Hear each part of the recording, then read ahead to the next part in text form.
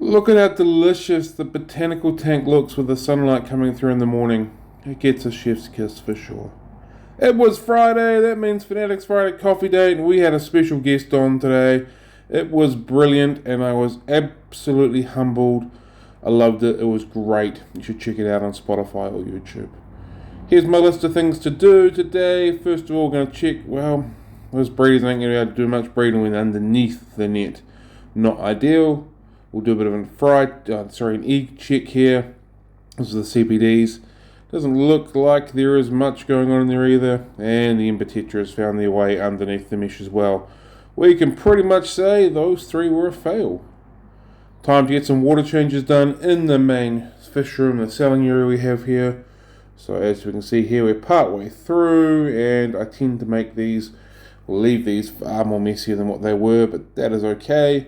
And some before and after water tests, a little bit lower in nitrates, but not a heck of a lot.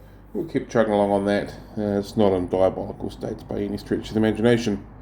Next was to start playing with the epiphytes tubs. So as you can see, there's a bit of algae going through it, so we give it a really good clean up with the hose, got it all brown and manky, and then drained it all out several times, and this is the finished state.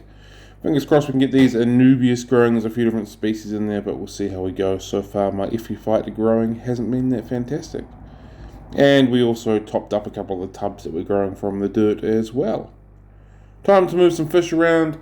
These Prostella tetras are locally grown, locally bred. We don't buy a lot of them because we don't sell a lot of them, but they always come in really big and chunky. They're beautiful fish and they're great for beginners. And we got some Bosmanis out ready to go as well. These are also locally bred. These are great fish. I really like them. They just take a little bit of time to get their full colour on it. Time to feed the vinegar eels, and hey, why not feed myself while I was at it? It is only April after all. Yum, yum. And this is far from ideal. Doing my rounds towards the end of the day, and old mate has a golden bristlenose sticking out of his gob. Good on you, mate. I hope that doesn't come back to haunt you later on. I'm beginning to get a little bit concerned about this Bolivian ram, a little bit thin. Gills are sticking out a smidgen, so I'll do some work on that tomorrow. I think the first course might be flubendazole or maybe salt. I'm not sure just yet.